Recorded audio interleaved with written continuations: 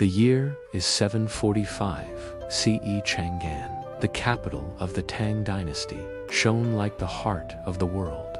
Lanterns lit the streets, merchants came from faraway lands, and music drifted through the air.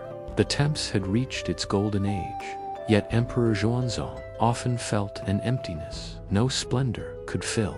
One spring day, he visited a Taoist temple. Through the mist of incense, he saw her, a young woman in white robes, graceful as a swan, radiant as morning clouds. "Who is she?" he whispered. "She is Lady Yang Yuhuan, wife of Prince Shou," came the reply. From that moment, her image haunted his heart. For years, he sent for her to perform at the palace. Each time she came, she captivated him more.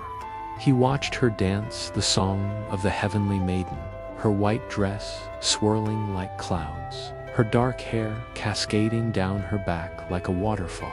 How he longed to be the water that flowed into her cupped hands, to quench the burning thirst in his soul. Finally, he summoned her to his side. Yang Yuhuan, now crowned as Imperial Consort, stood before him. When she entered the palace, steam curled around them as they laughed together in the warm waters of Huaqing hot springs. By night, golden lamps lit the great halls. She danced for him again, this time the song of rainbow skirts and feathered robes. Her sleeves floated like clouds, her steps as light as falling petals. The emperor's gaze never left her. "If I could keep this dance and your love," he whispered, "I would trade away the cares of empire." She answered only with a gentle smile, and in that smile the empire's fate quietly shifted. With her favor, the Yang clan rose to unimaginable heights. Her brother, Yang Guozhong, became chancellor, wielding the immense power of the empire. Officials trembled at his arrogance, whispering to the emperor about Yang Guozhong's abuses. But Xuanzong silenced them, for he knew his heart was already lost to the consort. "Others may govern my empire," he declared, "but only Guifei eases my heart."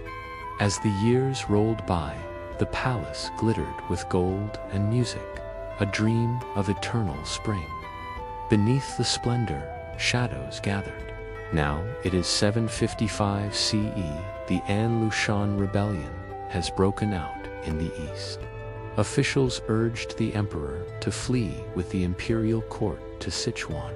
But how could he leave Chang'an? His one true love, the consort, could not bear the journey. So the emperor made a terrible choice. He would stay in the capital and hope the rebels would be defeated. If he were to die, well, there was one thing left in life worth dying for. On his silk pillow, the emperor wrote a single word, concubine.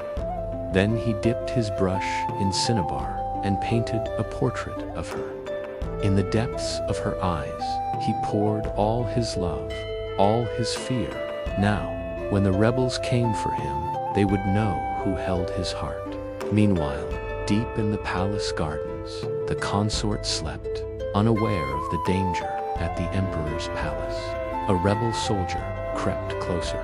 Soon they would meet. Then the unthinkable happened. One rebel recognized the emperor's portrait. Quickly, he covered it with his own blood. "Your Majesty," he shouted, "beware the consort. She has betrayed you." When dawn broke, the emperor's head lay on the executioner's block. The consort stood before him, tears streaming down her face. "My love," he whispered, "it was not you. It was my obsession with you. Forgive me." Then he closed his eyes, and the world turned gray. She had brought down an empire for love, but whose love? Was it the emperor's or her own? For that, we must go back to the beginning. This is the first episode of the rise and fall of Tang Dynasty.